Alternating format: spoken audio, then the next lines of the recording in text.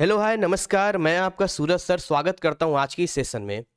और बहुत सारे विद्यार्थियों का एक बहुत बड़ा हिस्सा है जो हमसे कांटेक्ट कर रहा है और हमसे कह रहा है कि सर हम 2-3 बार से एग्ज़ाम दे रहे हैं, अच्छे से पढ़ के जा रहे हैं, इसके बावजूद जो है रिजल्ट हमारा सही नहीं आया।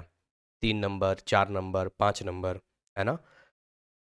अब ऐसा क्यों हुआ एग्जैक्ट बताना मुश्किल है, क्योंकि इस बार रिजल्ट सच में सबका खराब आया है।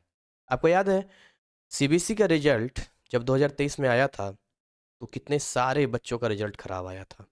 कुछ ऐसा ही एनआईएस में पहली बार ऐसा हुआ है। पिछले 3 सालों में मैंने कभी ऐसा नहीं देखा।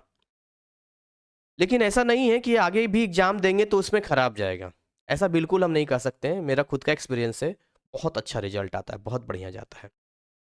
फिर भी अगर आप बार-बार फेल कर रहे हैं और केवल आपको पास करना है ना? तो मैं आपको एक बताता हूँ कि आपके लिए अप्रैल एग्ज़ाम से अच्छा ऑन डिमांड रहेगा।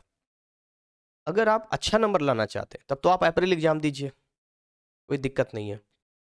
अगर आप पास करना चाहते हैं केवल, on demand is best for you. देखिए कैसे, मैं बताता हूँ आपको। देखिए, मान के चलिए आप जनवरी में ऑन डिमांड देते हैं, है ना? जनवरी में ऑन डिमांड एग्ज़ाम देते हैं। एक तो आपको अगर लगता है कि एग्ज़ाम सही नहीं गया तो ठीक अगले हफ्ते का बुक कर सकते हैं, वो तो आपके हाथ में है। अब इसका रिज़ल्ट कब आएगा? इसका जो रिज़ल्ट आएगा, वो आने वाला है आपका मार्च में आ जाएगा। तो मार्च में भी तो ऑन डिमांड होता है। तो अगर आप सैटिस्फाइड नहीं होते हैं या आपको लगता है कि भैया फिर से एग्जाम देना चाहिए, तो रीबुक कर दीजिए ना फिर से रीबुक कर दीजिए। हाँ, यहाँ पर थ्योरी और प्रैक्टिकल फिर से देना पड़ेगा, ये बिल्कुल सही बात है, लेकिन फिर से रीबुक कीजिए। तो अब मान के चलिए इसमें पास थे, इसमें ही पास है, इन दोनों में जो बढ़िया नंबर आएगा वो आपका लिया जाएगा। तो आप ऐसा कर सकते हैं, ऑन डिमांड में ज़्यादा मार्क्स नहीं उठता है। मेरा एक्सपीरियंस कहता है प्रैक्टिकल और थ्योरी मिला के हाईएस्ट 60 नंबर, वरना 45 से 55 के बीच में नंबर आता है। जहाँ तक मेरा एक्सपीरियंस है, बच्चों ने एग्ज़ाम दिया है और आता है। तो on demand will be best for you. On demand का प्रैक्टिकल बाद में होता है। प्रैक्टिकल फाइल तो आप जानते ही होंगे, हमारे ऐप में भी हमने दे रखा है, वहाँ से आप बना सकते हैं। फिर भी कोई क्वेरी या कोई कन्फ्यूजन होता है तो आप हमें संपर्क कर सकते हैं। अगर रिप्लाई लेट आता है तो आप ये मत समझिए कि केवल हम आप ही से बात कर रहे हैं।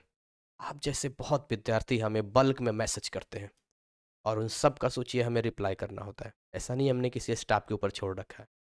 मैं खुद इस टाइम पे समय दे रहा हूँ। कल रात को 1:30 बजे सोया हूँ आप लोग का रिप्लाई देते देते।